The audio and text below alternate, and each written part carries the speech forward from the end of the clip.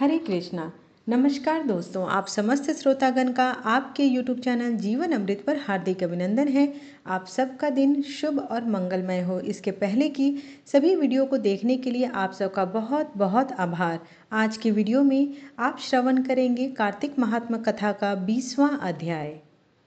धर्मदत्त बोले, तीर्थ, दान तथा व्रत आदि को पाप से दूर होते हैं, परंतु प्रेत देह से स्थित तुझ दुखिया का उन पर अधिकार नहीं है। तेरी ग्लानि को देखकर मेरा मन खेद युक्त हो गया और उद्धार किए बिना मेरा मन सुखी न होगा। 3 योनि को रहने देने वाली तेरे पाप अतिशय उग्र हैं और अति निंदित प्रेत योनि भी थोड़े पुण्य से छिन्न न होगी। अतएव जन्म से आज तक जो मैंने कार्तिक व्रत किया है, उस पुण्य के आधे भाग से तो उत्तम गति को प्राप्त होगी, क्योंकि यज्ञ, दान, तीर्थ तथा व्रत के पुण्य से कार्तिक व्रत के पुण्य की समता कभी भी प्राप्त नहीं हो सकती।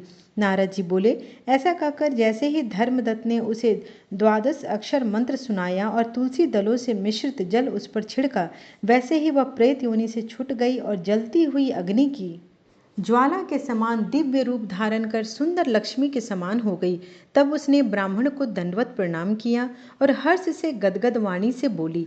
कल्हा ने कहा, हे ब्राह्मण श्रेष्ठ, मैं तुम्हारे प्रसाद से नरक से छूटी। अब पाप के प्रवाह में डूबी हुई मेरे लिए आप नौका हो गए। नारद जी बोले, उस ब्राह्मण ने ऐसी कहती हुई कल्हा ने प्रकाशमान तथा विष्णु जैसे रूप वाले गणों से युक्त विमान देखा। उस कल्हा को पुण्यशील और सुशील नाम के द्वारपालों ने उत्तम विमान में बैठाया।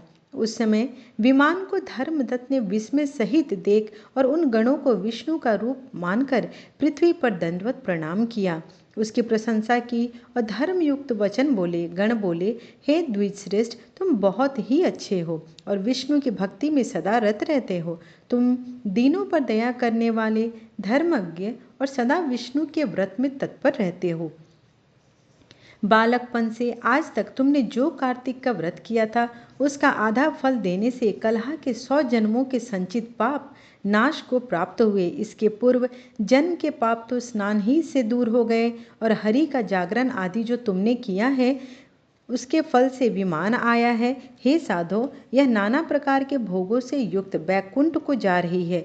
जो कार्तिक में तुमने दीप दान किया है, उसके पुण्य से इसे यह तेजस्वी रूप प्राप्त हुआ है। कार्तिक व्रत में किए हुए तुलसी आदि के पूजन से जो तुमने इसको पुण्य दिया है, उसके यह विष्णु के समीप जाने की अधिकारिणी हुई है। और हे कृपानिधे, इस जन्म के अंत में स्त्रियों समेत तुम भी विष्णु लोक जाओगे और विष्णु के वैकुंठ भवन में भगवान के समीप स्वरूपता मुक्ति को प्राप्त होंगे। वे धन्य हैं और वे कृत्य हैं और उन्हीं का जन्म सफल है, जिन्होंने भक्ति से तुम्हारी भांति विष्णु पूजा की है। भली भांति पूजित विष्णु मनुष्यों को क्या फल नहीं देते।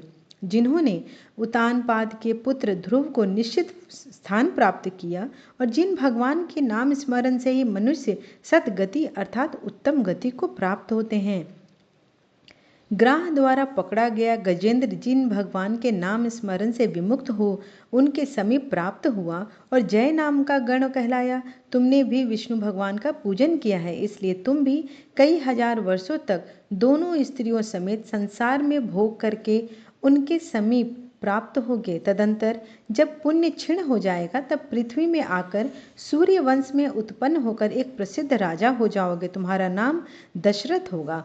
वहाँ भी तुम दोनों स्त्रियों से युक्त होगी। तीसरी कलहा भी साथ रहेगी, क्योंकि वह भी तुम्हारे आधे पुण्य की अधिकारिणी है। उस जन्म में विष्णु जी पृथ्वी में तुम्हारी समीपता को प्राप्त होंगे और स्वयं तुम्हारे पुत्र होकर देवताओं का कार्य करेंगे। विष्णु को प्रसन्न करने वाले तुम्हारे इस कार्तिक के व्रत से न यज्ञ, न दान और न तीर्थ अधिक है, अर्थात यह कार्तिक का व्रत सब यज्ञादियों में श्रेष्ठ होता है। हे विपेंद्र, तुम धन्य हो। इसी से तुम्हारे द्वारा भगवान को प्रसन्न करने वाला यह व्रत संपन्न हुआ और इस व्रत के आधे भाग के फल को प्राप्त करके कल्हा हमारे साथ श्रीमन भगवान के समीप जा रही है। इस प्रकार कार्तिक महात्मा कथा का 20वां अध्याय यहीं पर समाप्त